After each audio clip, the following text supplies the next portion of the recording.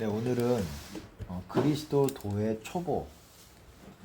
성경에서는 이제 그렇게 표현하고 있습니다. 그리스도도의 초보. 쉽게 말해서 기독교의 기본 진리라고 말할 수 있는 거예요. 기독교에서 가장 기초적으로 하나님께서 만들어 놓으신 사도 바울을 통해서, 저는 히브리서가 사도 바울이 썼다고 확신합니다. 이 저자에 대해서는 약간 의문이 있지만 킹제임스 성경역에서는 바울이라고 이렇게 나와 있는 걸로 제가 알고 있어요. 영어로. 그 원어에도 그렇게 뭐 있는지 제가 확인해 보지 않았지만, 어쨌든 그리고 이 내용으로 봤을 때도 바울이 아니면 쓸 수 없는, 제가 봤을 때 이 정도 수준에 있는 사람이 만약에 있었다면, 사도든 어떤 집필을 했다면, 이렇게 서신서든 집필을 했다면 이 한 것만 썼겠는가. 이거는 상당한 수준에 있는 사람이거든요. 이 히브리서를 쓴 저자는 그냥 성경을 약간 아는 정도, 그리고 기독교에 대해서 약간 아는 정도가 아니라는 거예요. 사도들이 다 비슷한 수준의 어떤 기독교의 기본 진리뿐만 아니라 어떤 진리에 대한 이해도가 비슷하다고 볼 수가 없어요. 사도 바울과 베드로는 다릅니다. 물론 베드로를 제가 깎아내리는 게 아니라, 베드로는 베드로가 맡은 그 분량이 있고, 진리를 떠나서 당시의 사도들의 수장으로서, 예루살렘 교회의 수장으로서 그 역할이 있는 것이고, 사도 요한은 또한 요한계시록과 아주 귀한 요한복음, 요한계시록, 요한 1서, 2서, 3서 아주 귀한 책들을 썼지요. 그 약간의 그런 사도들이 맡은 그런 진리뿐만 아니라 그 역할, 뭐 진리만 있겠습니까? 진리만 가지고 보는 것이 아니죠. 그 교회에서의 그 역할들이 있는 것이고, 요한은 또한 그 교회에서 기둥과 같은 역할을 했습니다. 베드로, 게바라 그러죠. 게바, 베드로, 요한, 그리고 야고보. 그 사도들 중에서도 사도들이 12사도가 있죠. 마태도 있고 누가도 있고 뭐 이렇게 유다도 있고 하지만, 그 중에서 기둥과 같이 여겨지는 그런 사도들이 있다라는 거예요. 12사도들이 거의 다, 사도 요한만 제외하고는 거의 다 순교했다라고 알려져 있습니다. 사도 요한도 어떻게 됐는지는 정확하게 모르겠어요. 뭐 생을 수명이 다해서 마쳤는지는 잘 모르겠지만, 어쨌든 사도 요한 빼고는 전해지는 말에 의하면 나머지는 다 순교를 해서, 사도들은 그렇게 각자의 맡은 역할들이 있는 것입니다. 성경을 썼다고, 또 성경을 쓴 거는 아주 귀한 거지요. 기독교의 어떤 기본, 어떤 틀을, 토대를 마련한 그런 사도들이라고도 할 수 있죠. 그런 사도 중에 하나가 사도 바울이지요. 사도 바울은 12사도, 12사도는 아니지만 나중에 이제 가룟 유다가 빠지고 마띠아가 그 중에 들어가게 됩니다.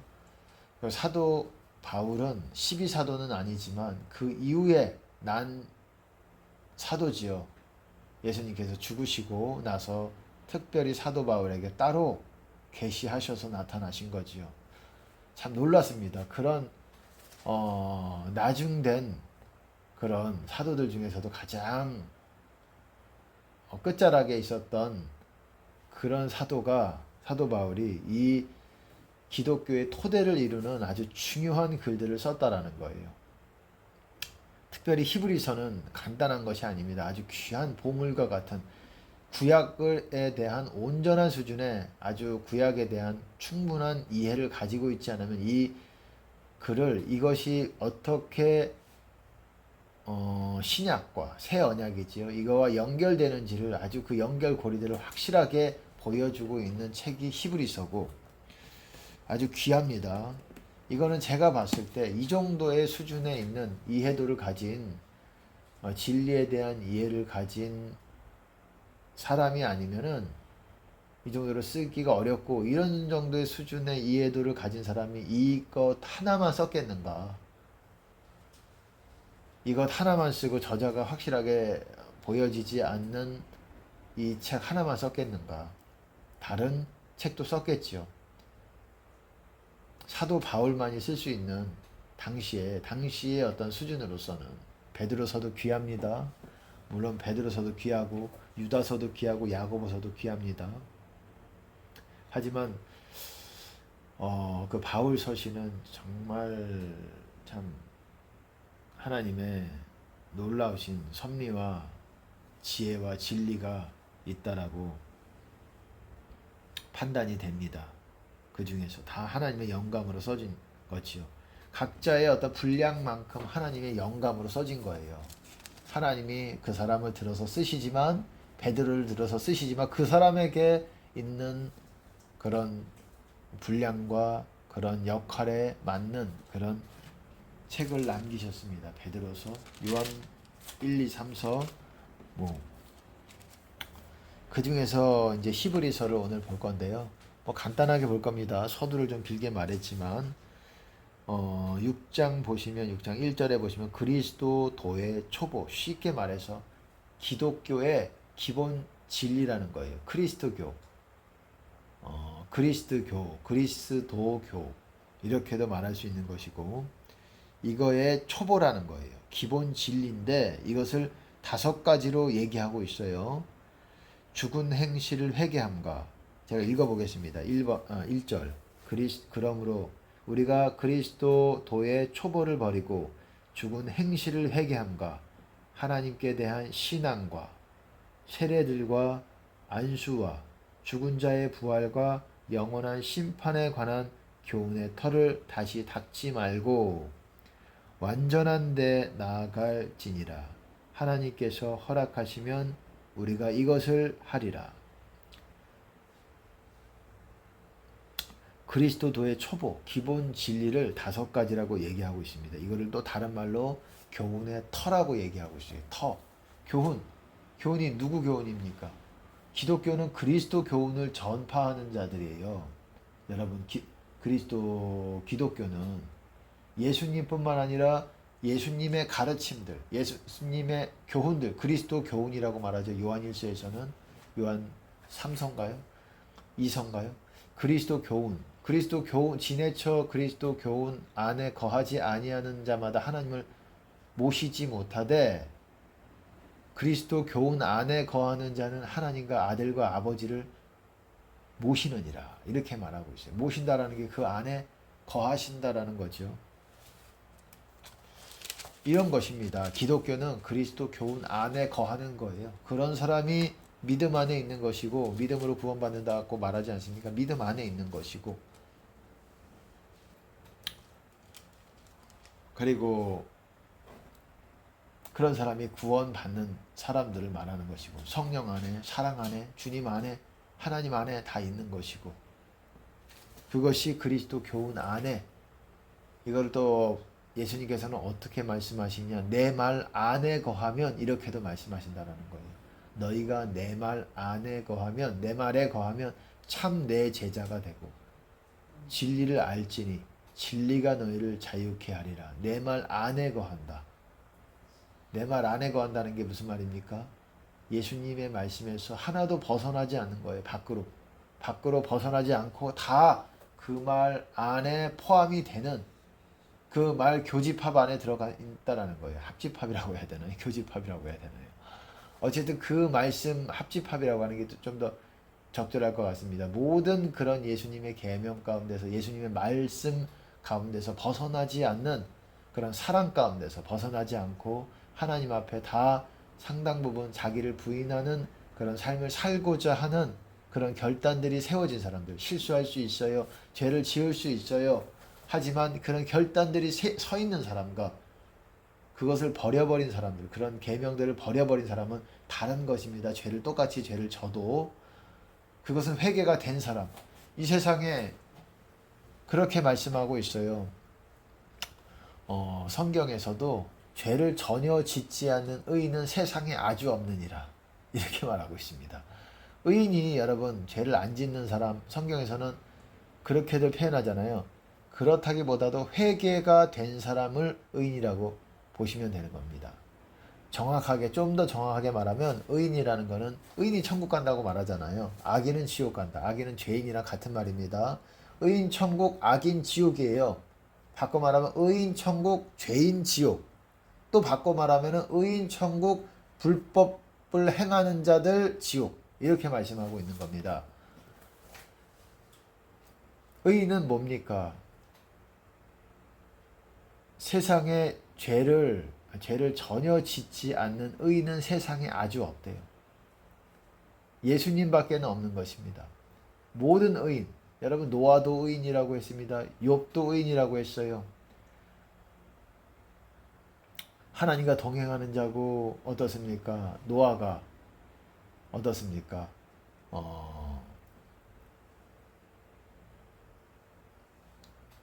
의인이요 완전한 자요 하나님과 동행하는 자라고 얘기하고 있습니다. 노아는. 제가 그거를 의완하동 그렇게 외웠습니다. 외울 때 좀 원초적으로 외우기도 합니다. 그런 도움이 또 돼요. 의완하동. 노아는 어떻습니까? 의인이요 완전한 자요 하나님과 동행하는 자다. 의인이고 완전하고, 당시에 노아가 그렇게 노아의 방주를 하나님께 명령받은 다음에 그거를 또 완수를 하지요. 성취를 하지요. 하나님의 은혜로 또 노아가 노아의 방주를 완성을 하죠. 건축을 하고. 그 다음에 그 노아의 가족이 그렇게 구원을 받을 수 있었던 거는 노아가 의인이고 완전한 자고 하나님과 동행하는 자이기 때문에 그렇다라는 거예요. 지금도 여러분 그렇게 묘사되고 있지 않습니까? 마지막 때는 노아의 때와 같다. 왜 노아의 때와 같다 말합니까? 노아가 방주가 들어가기 전까지는 사람들이 놀고 먹고 마시고 집도 짓고 잔치도 하고 그렇게 살았지만, 노아가 방주로 들어가고 난 다음에 다 멸하셨다 이거예요. 다 멸하셨다. 다, 영어로 보시면 다예요. 다. 모두 멸망받았다 이거예요. 지금 마찬가지입니다. 인자의 날이 노아의 때와 같다고 말했어요. 그게 무슨 말입니까? 예수님이 오시고 나서 다 멸망하는 거예요. 다 멸망하는 것입니다. 예수님이 오시고 나서 남은 어떤 기간에 또 살아남아서 거기서 또 한 번의 기회가 있고 이런 것이 아니라는 거예요. 여러분, 이것은 또한 사람마다, 지금 목회자들마다 논란이 좀 있습니다. 하지만 여러분, 성경에서 말하는 것들을 중심을 잡으셔야 됩니다. 예수님이 오시고 주검이 가득한 것에 독수리가 있느니라. 성경 어디에도 그 예수님께서 오신 다음에 일들에 대해서, 다음에 기회에 대해서 나온 말씀이 없어요. 제가 아는 한 그렇습니다.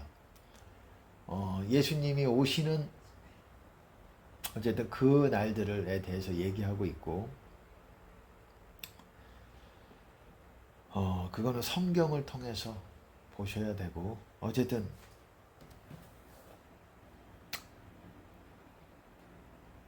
예수님이 오시면 그 다음에 멸망의 날이 남아 있는 것입니다.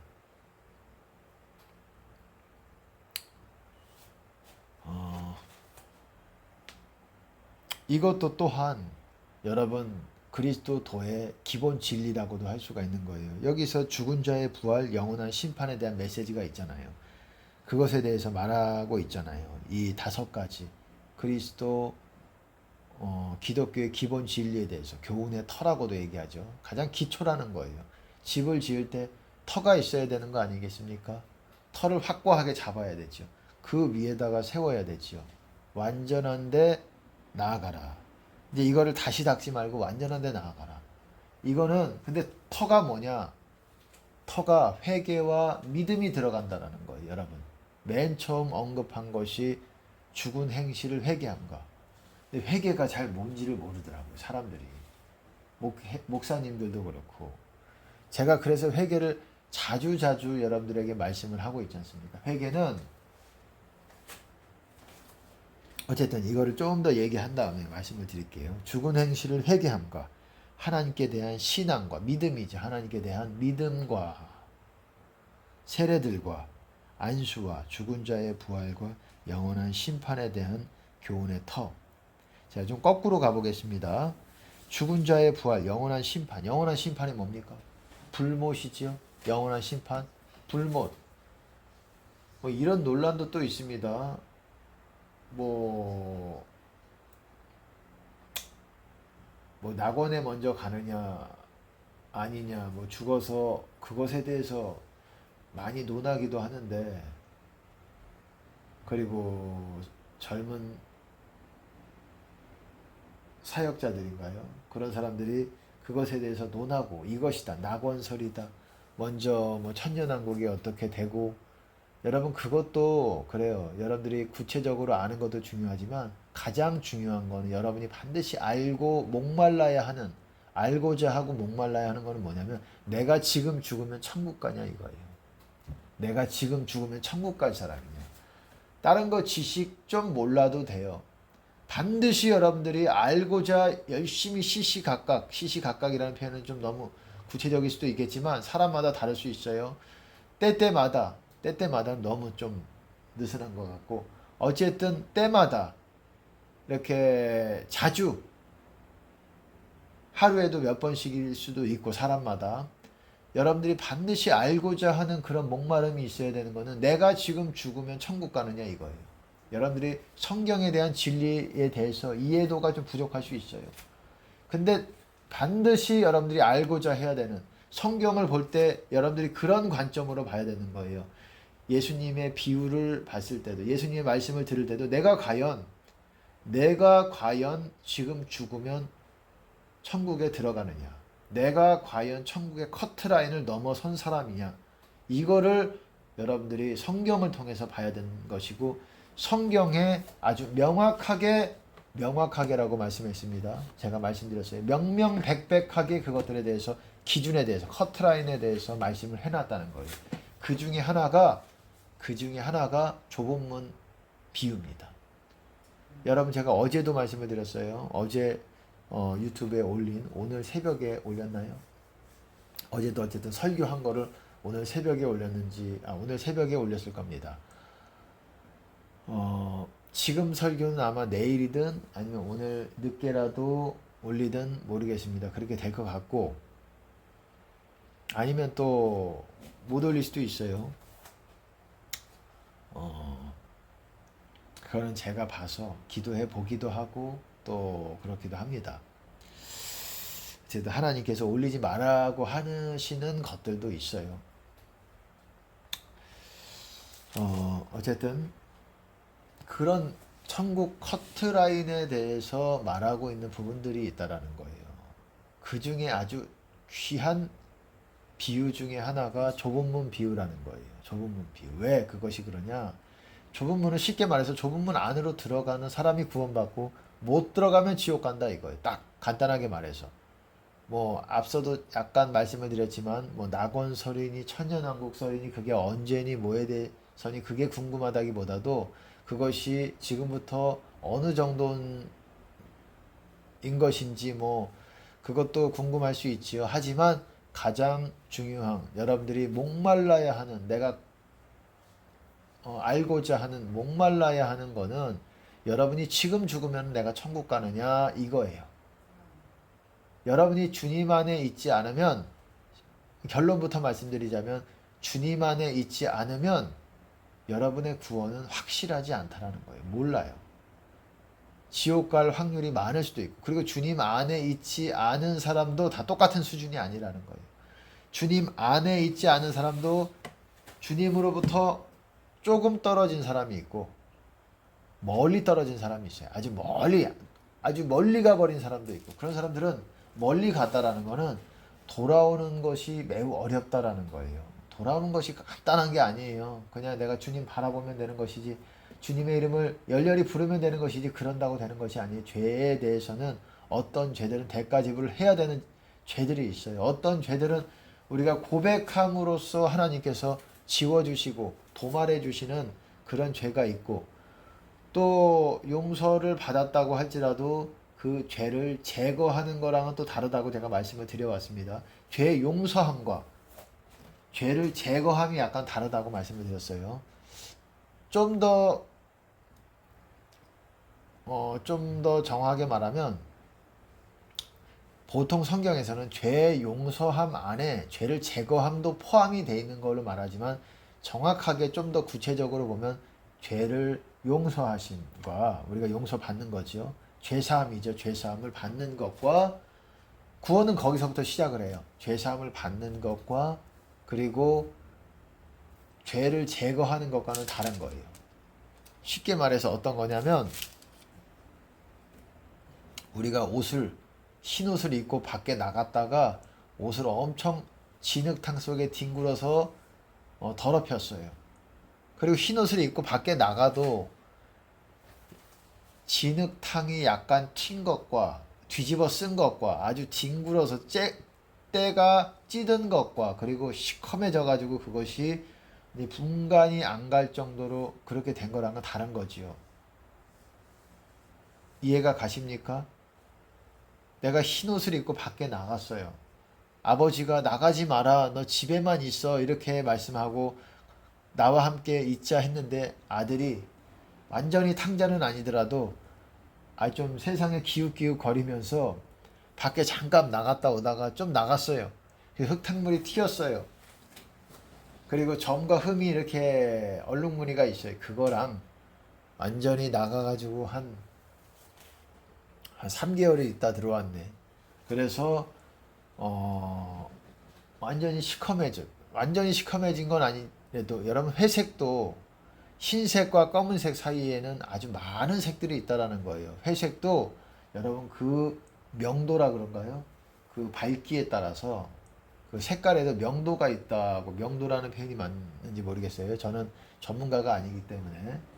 그런 밝기에 대해서 따라서 그런 아주 많은 회색으로 나눠질 수 있다라는 거예요. 그거는 얼마나 구분하기에 달려 있죠. 그런 거예요. 흰색과 검은색보다도 흑색보다도 회색이 훨씬 많은 거예요. 세상 사람들이 그래요. 근데 여러분, 회색으로 밖에 나갔다가 한 2달 있다가 들어왔어요. 그래서 좀 회색이 좀 진해졌어요. 그렇다고 해서 하나님 제가 잘못했습니다. 다 회개합니다. 용서해 주시옵소서 하면 그때 이후로 용서를 받습니다. 하지만 그 회색 옷은 그대로 있어요. 하나님이 근데 그것도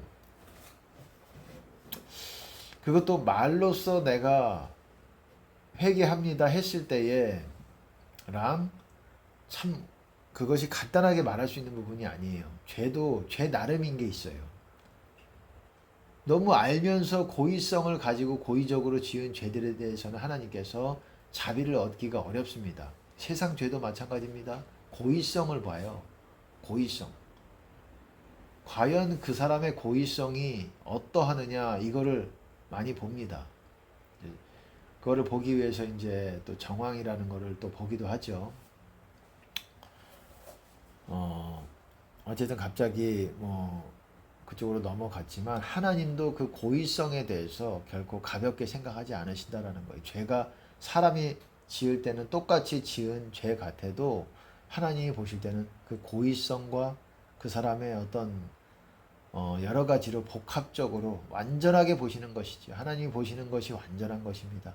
그렇게 보셔서 그 사람에 대한 심판과 그 사람에 대한 어떻게 하실지를 결정하시는 거예요.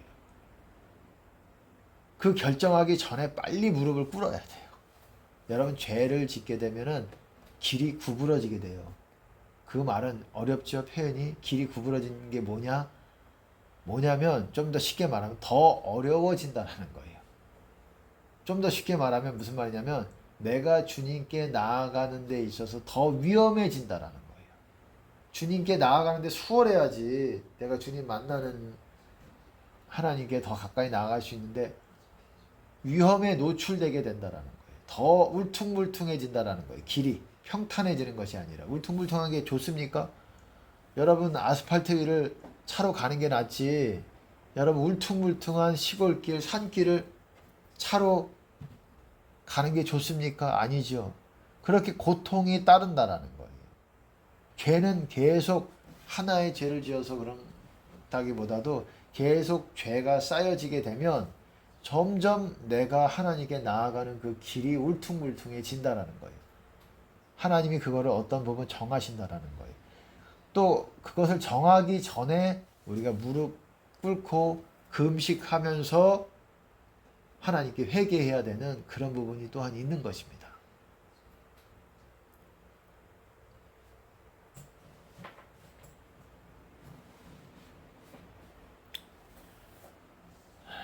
여러분 그런 것이에요.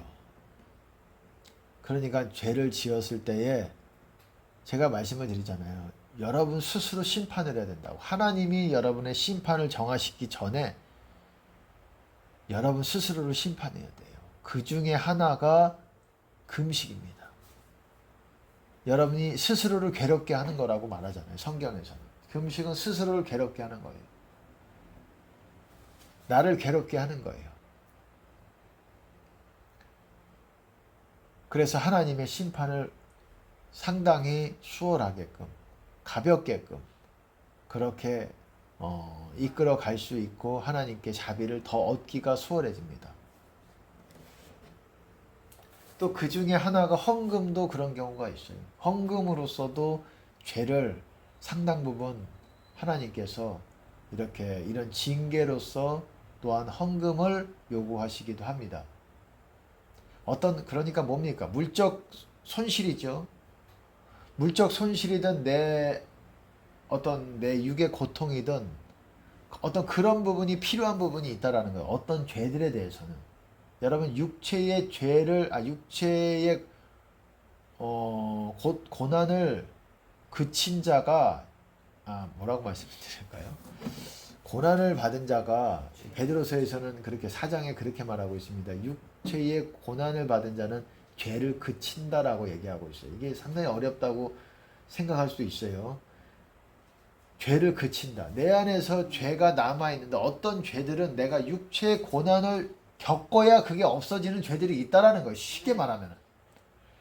뭐 모든 죄가 다 그렇지 않아요. 어떤 죄들은 내가 어떤 고의성이 상당히 적고 하다가 부득이하게 어떻게 그렇게 되는 경우들이 있어요. 그런 경우들은 하나님의 자비를 얻기가 쉽지만 그렇지 않은 죄들에 대해서는 내 육체의 고난이든 내 물적인 손실이든 뭔가가 나에게서 어떤 마이너스가 돼야지 용서를 받는 부분이 있어요. 그래서 그런 부분은 좀 어려운 부분이 있습니다. 구체적으로 뭐다 확실하게 이렇게 말씀을 드리기는 어렵고 그것도 심판의 일종이기 때문에 하나님께서 정하시는 것이고 이렇다 저렇다 이렇게 속단해서 판단해서 말씀을 드리기는 어렵지만 그런 류라는 게 그런 것들이 있다라는 것을 여러분들이 또 아시기 바랍니다.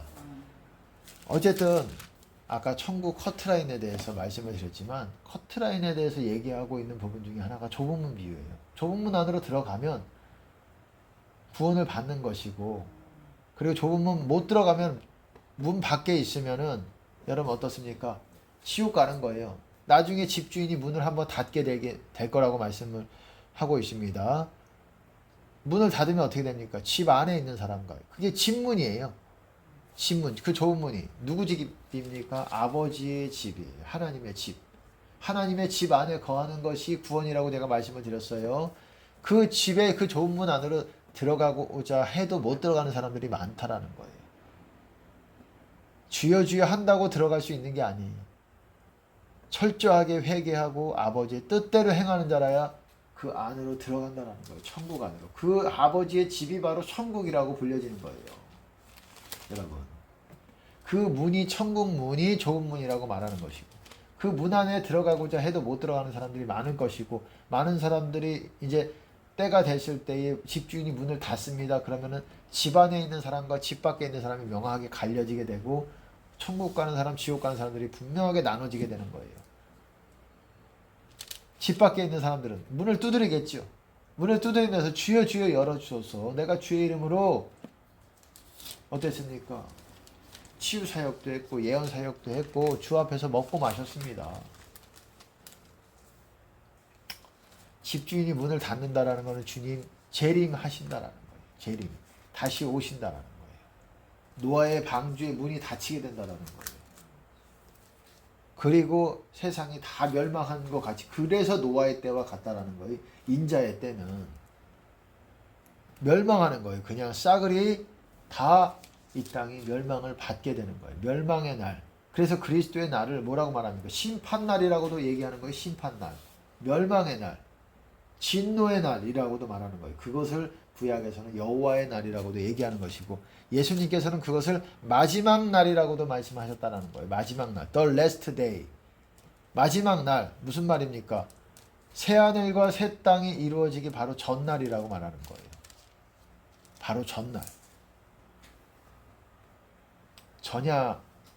전야지요, 한마디로. 전야, 어쨌든 전날이죠.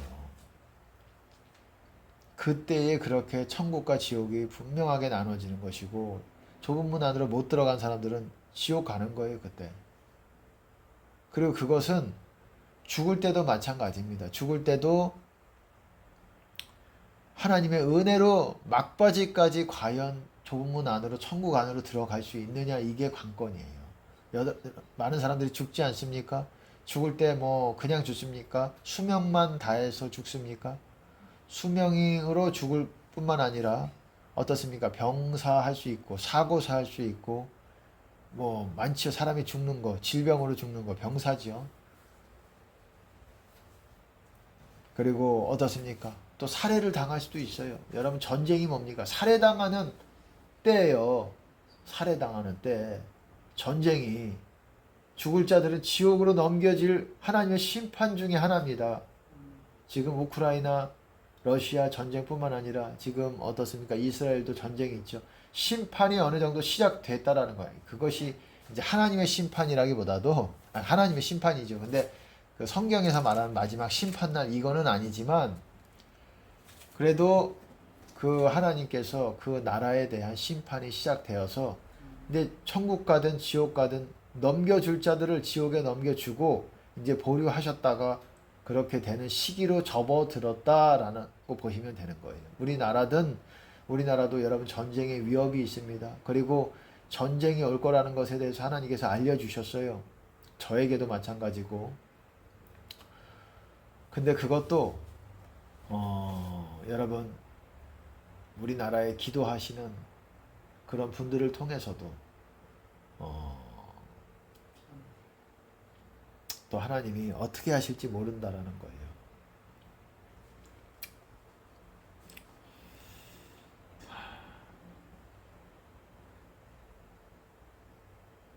하나님의 마음을 우리 한국 교회가 회개를 해야 되는 것 같습니다. 한국 교회가 전적으로 회개하고 정말 하나님 뜻대로 살려고 그렇게 각오하고 결단하고 그것이 필요한 것 같습니다. 그리고 또 커트라인에 대해서 말씀을 드렸지만 성경에서는 명확하게 구분하고 있어요. 의인은 천국에 가는 것이고 악인은 지옥에 가는 것이고, 죄인이죠. 죄인. 불법을 행하는 자들. 의인은 계명들을 지키는 자들이라고, 회개를 한 사람들이라고 말씀을 드렸어요. 의인은 계명들을 지키는 사람들, 주의 계명들을 지키고자 하는 사람들, 그렇게 결단이 서 있는 사람들, 그리고 주님의 뜻대로 살고자 그렇게 하고 있는 결단한 사람들, 그런 사람들이 의인입니다. 그런 사람들이 천국 간다라고 말하고 있어요. 여러분, 의인이었다고 할지라도 하루에도 여러분 바뀔 수 있어요. 의인이었다가 죄인으로 바뀔 수가 있어요. 내가 죄를 다시 짓고 또 그 죄 가운데 있고 그러면은 의인이었다가 다시 죄인으로. 그러니까는 구원은 시시각각 바뀐다라는 거예요. 에스겔서에서도 어떻게 말합니까? 32장인가요? 33장인가요? 에스겔서에서도 어떻습니까? 의인이 죄를 짓는 날에는 그가 구원을 받지 못할 거라고 말씀하셨어요. 죄를 짓는 날에는. 그 날이겠습니까? 좀 더 구체적으로 말하면 의인이 죄를 짓는 그때, 그 시간에는, 그때는 그 자신의 의로 인해서 구원을 받지 못할 것이다. 그 의로 인하여 살지 못할 것이다. 산다라는 게 영적으로 산다라는 거예요. 죄인이 모든 죄에서 회개하는 날에는 그 죄가 그를 멸망시키지 못할 것이다. 이렇게 또 말씀하고 있어요. 그러니까 회개가 중요한 거예요. 그때 죽을 때 회개가 얼마나 돼 있느냐. 제가 회개가 뭐라고 말씀을 드렸습니까? 회개가 뭔지를 몰라요. 그냥 회개하라고 외치시는 분들은 좀 많이 있어요. 회개가 정확하게 뭔지를 몰라요. 제가 정확하게 다시 정의를 해드릴게요. 예수님의 모든 계명들을 다 지켜서 그 말씀 안에 거하고자 하는 것, 그렇게 결단한 사람들, 죄를 끊고 결단한 사람들, 그리고 플러스 주님의 계명들 뿐만 아니라 음성으로 주시는 주님의 뜻을 행하는 사람들, 이 두 가지입니다. 이 두 가지가 다 이루어졌을 때 회개했음 하고 하나님이 인정해 주시는 거예요. 그 사람은 의인임, 의인 하고 인정해 주시는 것이고, 여러분 인친다라고 말씀드렸죠. 누구에게 인치시겠습니까? 하나님 인쳐 주시옵소서. 누구에게 인쳐 주시겠어요? 기도만 한다고 인쳐 주시겠습니까? 성령의 인침 받는 사람들이 마지막 때에 이렇게 통과하게 될 거라고 말씀하고 있어요. 마지막 때 그 환난을 통과하는 하나님의 보호하심을 받는 사람들이 누구라고 말씀드렸습니까? 인침 받는 사람들이에요. 그들이 어떤 사람들이라고, 어떤 사람들이겠습니까? 의인이에요. 의인. 계명들을 지키는 사람들. 그냥 불 한 번 받았다고 여러분 일주일이면 불 다 날아갈 수 있어요. 일주일 안 걸릴 수 있어요. 3일 걸릴 수 있어요. 이틀 걸릴 수 있어요. 하루도 안 되겠습니까? 왜? 계명들을 지키고자 하지 않기 때문에.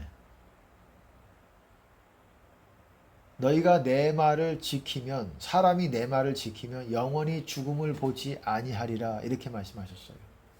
영원히 죽음을 보지 않는다는 게 사망을 경험하지 않는다는 거예요. 주님 안에 있다라는 의미이기도 합니다. 너희가 내 말을 지키면, 사람이 내 말을 지키면 내 안에 거할 것이다. 예수님께서 또한 어떻게 말씀하셨습니까? 내가 아버지의 계명을 지킴으로 아버지의 사랑 안에 거한 것 같이 너희도 내 계명을 지키면 내 사랑 안에 거하리라. 전제 조건이 분명히 있죠. 내 사랑 안에 거한다라는 게 주님 안에 거한다라는 거예요. 내 계명을 지키면, 영어로 보시면 내 계명들이에요. 들. S 복수형이라고요. 하나가 아니라는 거예요. 예수님의 계명은 하나가 아니라는 거예요. 제가 20몇 가지라고 말씀을 드렸죠. 그렇게 있다라는 거예요. 그것들을 지키면 내 사랑 안에, 내 안에 거한다, 이렇게 말씀하고 있습니다. 사도 요한도 어떻게 말합니까? 주의 계명들을 지키는 자는 주 안에 거하고 주는 그 사람 안에 거한다라고 말씀하고 있습니다. 또 주의 계명을 지키는 자는, 그의 주의 말씀을 지키는 자는 하나님의 사랑이 참으로 온전케 되었나니 이로써 그 안에, 저 안에 거하는 줄 알리라, 그렇게 말씀하고 있습니다. 그의 계명들을 지키면 저가 하나님을 아는 줄로 알 것이요. 하나님을 아는 것이 구원이라고 말씀드렸어요. 안다. 경험해서 안다. 하나님 만나게 될 거라는 거예요. 어떤 사람이 주의 계명들을 지키는 사람들이. 사람이 나를 사랑하면 내 말을 지킬 것이다. 왜 주님을 사랑하면 주님의 말씀을 지킵니까? 주님의 말씀을 지켜야 어떻습니까? 주님을 만날 수 있기 때문에 그래요. 그러니까 주님의 말씀을 지킨다라는 거, 모든 계명들을 다 지킨다라는 거예요. 그러려고 결단을 해야 된다라는 거예요. 죄를 짓지 않으려고. 그게 의인이라고 말씀을 드렸습니다. 어쨌든 그리스도도의 초보에 대해서 다시금 조금 말씀을 나누면, 결론부터 이렇게 말씀을 나누면, 어쨌든 그리스도 초에 5가지가 있는데 뒤에서부터 말씀을 드렸죠. 영원한 심판이 있고, 보시면 6장 1절 2절 보시면은 히브리서, 그리고 영원한 심판이라는 건 불못, 악인들이 가는, 죄인들이 가는 곳이고, 그리고 죽은 자의 부활. 여러분, 선한 일을 행한 자는 생명의 부활로, 악한 일을 행한 자는 심판의 부활로 나오리라. 둘 다 부활을 해요. 모든 사람이 부활을 한다라는 거예요. 모든 사람이 영원히 산다라는 거예요. 모든 사람이. 이 땅에 태어났던 모든 사람이, 그럼 이 땅에 사는 기간 동안은 뭐냐? 80평생, 60평생, 70평생은 뭐냐? 시험 스테이지예요. 테스팅 스테이지. 여러분이 천국 가느냐 지옥 가느냐를 결정하는 스테이지라는 거예요. 스테이지. 시험 무대라는 거예요. 그리고 나서 죽어서 끝난다고 착각을 하지만 영원히 사는 거예요. 모든 사람들이. 예수님을 이름을 전혀 들어본 적이 없는 사람도 영원히 사는 거예요. 아니 억울하게 나는 태어나서 예수님 이름도 못 들어봤습니다. 아마존에 살다가 아마존에서 죽었었던 사람들, 예수님 이름도 들어보지 못했던 사람도 억울한 거예요. 아니 나는 문명도 경험하지 못하고 주님의 이름도 경험하지 못했다. 그래도 어쩔 수 없는 거예요. 그것도 뭐 어쩔 수가 없는 거예요.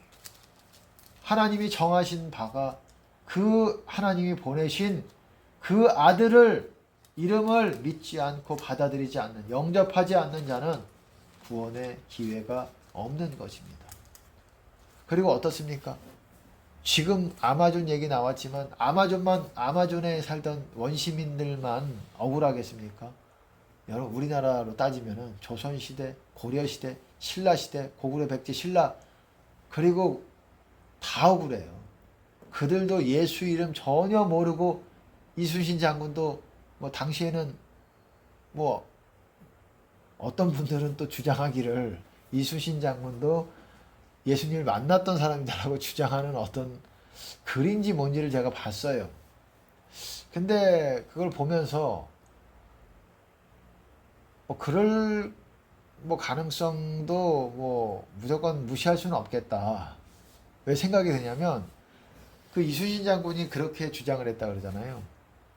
죽고자 하는 자는 살 것이요 살고자 하는 자는 죽을 것이요. 여러분 이것이 예수님 말씀이에요. 너희가 나와 복음을 위해서 목숨을 자기 생명을 미워하는 자는 영생하도록 보존하리라. 자기 생명을 사랑하는 자는 잃을 것이고 그리고 나와 복음을 위해서 목숨을 잃는 자는 구원할 것이고 그리고 자기 목숨을 구원코자 하면 잃을 것이다. 여러분 그 말이 어떤 사람이 하는 얘기를 제가 유튜브에서 들었는지 어디서 들었는지 잘 모르겠지만 그것이 꿈에 어떤 분이 나와서 그렇게 이순신 장군에게 그렇게 말했다라는 어떤 그런 부분이 있어요. 뭐 사실로 밝혀진 어떤 뭐 문헌에 있는 것인지 뭔지는 모르겠어요. 모르겠지만 그 말이 정말 이순신 장군이 예수님을 꿈에서라도 만나서 그분이 예수님인지는 잘 모르겠지만 또 어디서 보시면은 야소라는 어떤 그런 데 있습니다. 또 야소라는 분이 오시면 불경에도 그렇게 나오고 있어요. 야소는 예수님을 그런 한자어로 말하면 야소 이렇게 표현한다고도 말합니다. 그런 예수님을 증거하는 부분들이 또 있어요. 불경에서도 있는 걸로 알고 있고 그러니까 그것이 뭐 사실인지는 모르겠지만 이순신 장군이 뭐 잘 되었으면 좋겠죠. 근데 상식적으로 봤을 때에 어쨌든 그때 당시에 예수님의 복음이 전파되지 않았던 시기였고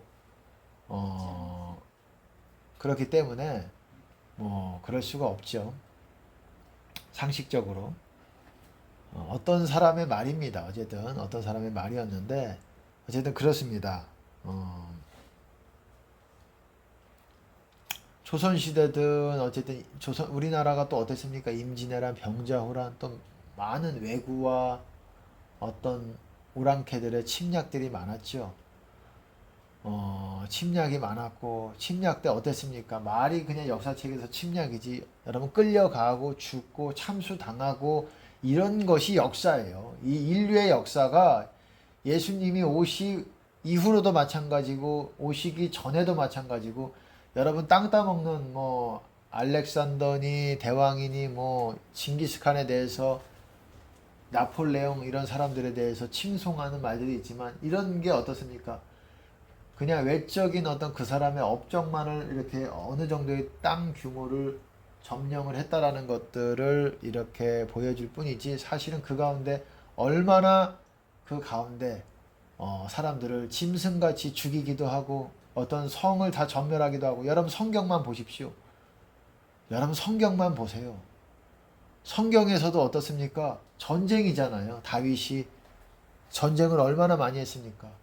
다 전멸해버리고 그러잖아요. 그냥 아이들과 소와 짐승들만 데리고 오고 나머지들은 그냥 다 죽이고 또 어떤 곳은 아이들까지도 다 죽이고 장난이 아닌 거예요. 그 사람들이 죽어서 어디 갔겠습니까? 천국 갔겠습니까? 여러분 생각할 때 이 땅에 수많은 사람들이 다 살해당한 거예요. 이 땅에 인류가 시작한 이후로 다 살해당해서 지옥 간 거예요, 여러분. 전쟁사로 보면 중국에서도 어떻습니까? 수천 명의 사람들이, 수천만 명의 사람들이, 수천만 명이에요. 거의 우리 한국의 지금 인구수에 육박하는 그 이상이 되는 그런 사람들이 어떤 혁명 때에 그냥 수천만 명이 죽어나갔다 그러잖아요. 이건 뭡니까? 피바다예요. 인류 역사가 살해당해서 전쟁과 이런 수많은, 지금 우리나라는 뭐 연쇄살인범 이런 거에 막 용서 못하고, 물론 맞죠. 용서하기가 어려운 사람들이죠. 과거에 어떻습니까? 다 살인마들이었어요. 어찌 보면은. 전쟁 광들이었고, 사람을 죽이고 약탈하고, 어떻게 하면 잔인하게 죽일까 연구했던 사람들이고, 인류 역사가 그런 것입니다. 그래서 지옥 간 거예요. 살해당해서 지옥 가고, 얼마나 예수 이름 지금 안다라는 것이 얼마나 감사한지를 지금 너무 한국이 배가 불렀어요. 이 땅에 죽어서 지옥 간 사람들의 울부짖음이, 하나님께서 그 울부짖음에 대해서는 귀를 닫으셨지만 지옥의 모든 울부짖음에 대해서는 하나님께서 귀를 닫습니다. 닫으십니다. 그들이 억울하다고 외치고 있지 않겠습니까? 이 땅에서 얼마나 정말 이런 풍요 속에서 살고 있고 예수 이름을 전해도 들어가지 않습니다. 우리나라뿐만 아니라 이 세계가 이렇게 인권 따지면서 했던 시기가 얼마나 됐겠어요? 50년, 좀 내가 봤을 때 50년, 뭐 70년, 80년, 100년이 안 돼요. 100년이 되기 전까지는 어땠습니까? 서로 죽이고 1차 대전, 2차 세계대전, 3차 세계대전, 그리고 어떻습니까? 죽이는 그런 문화였어요. 인권 같은 게 어디 있어요. 강간하고 뭐 여자들의 인권, 남자들의 어떤 뭐 살인 당하고 이런 것들이 어디 있습니까? 다 그랬죠. 지금은 이제 세계가 이제 그러지 말자, 좀 이렇게 문화적으로 어떤 캠페인을 하고 했기 때문에 이렇게 된 거죠. 너무 배가 불러서 과거에 수천 년 동안, 만 년 동안, 지난 세기 만 년 동안의 어떤 그런 인류 역사에 대다수의 사람들이 죽어서 지옥 갔다라는 것을 깨닫지 못해요. 여러분, 유다서에서 보시면은 에녹서를 인용하고 있는데 수만의 사람과 하나님께서 강림하실 것이다라는 내용이 나오고 있어요. 수만의 사람. 수만의 사람의, 그러니까 뭡니까? 수만의 사람이라는 거는 그동안 천국 간 사람들이 수만 명이라는 거예요. 여러분, 죽은 사람이 몇만 명인, 몇십억인데 여태까지 인류 역사에 죽은 사람이 100억이 넘을지 어떻게 될지 어떻게 알아요? 수천 세기 동안 얼마나 많은 사람들이 다 죽었잖아요. 그런 사람 중에 거룩한 수만 명, 수십만 명이 될 수도 있어요. 그 정도만 천국 가고 나머지는 다 지옥 갔다라는 거예요. 그 천국 갔던 사람이 다시 심판하기 위해서 이 마지막 때 예수님과 재림하실 때 같이 오신다라는 거예요. 그럼 여러분, 확률적으로 천국 가는 사람이 사람으로 태어나서 천국 갈 수 있는 확률이 얼마나 적고, 우리가 예수 이름을 알고 천국 갈 수 있는 기회가 우리 앞에 놓여 있다라는 것을 알게 된다면 우리가 이렇게 불평불만하고 하나님 앞에 이럴 수가 없는 거예요. 불평이 나올 수도 있어요. 어쩔 때 보면, 어떤 상황을 보면. 근데 그것도 그럴 일이 아니라는 거예요, 사실은. 우리가 조금 더 수천 세기에 걸쳐서, 수천 세기가 아니죠. 수천 년에 걸쳐서 우리 인류 한 사람 한 사람들의 어떤 인생들을, 지옥에 간 인생들을 살펴보면은 우리가 억울한 게 거의 없는 겁니다.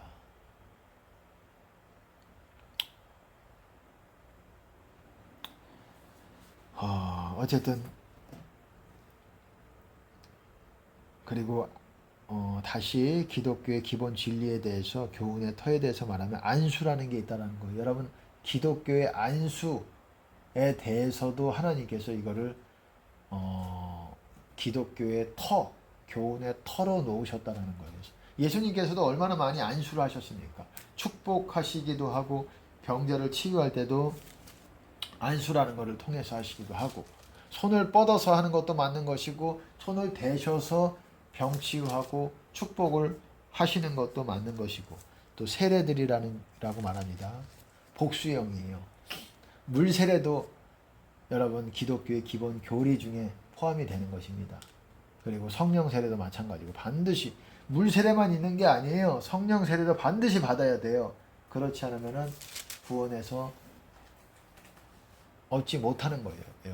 구원은 성령 세례에서부터 시작이 되는 거예요. 물세례는 성령 세례를 예표하시기 위해서 여러분 세례 요한을 통해서 시작을 하나님께서 보여주신 겁니다. 죄사함을 얻게 하는 회개의 세례를 베풀었다라고 말하고 있어요. 성경에 보시면은 죄사함을 얻게 하는 회개의 세례. 바로 세례라는 게 뭡니까? 회개할 때 하나님께서 우리에게 주시는 거라는 거예요. 그러니까 회개가 뭔지를 아셔야지.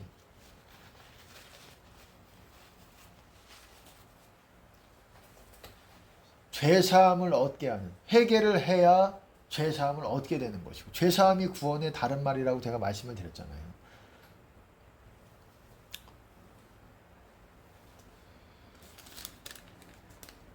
죄사함을 얻게 하는 회개의 세례.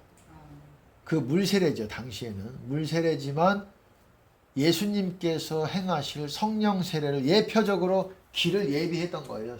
세례 요한이. 앞으로 오실, 내 뒤에 오실 어떤 분이 성령과 불로써 세례를 주실 것을 나는 보여주기 위해서, 그분을 나타내기 위해서 물로 세례를 너희들에게 주는 것이다. 세례 요한은 그렇게 말하고 있는 거예요. 물 세례도 필요한 것이고 성령 세례도 필요한 것이고, 그리고 하나님께 대한 신앙, 페이스지요.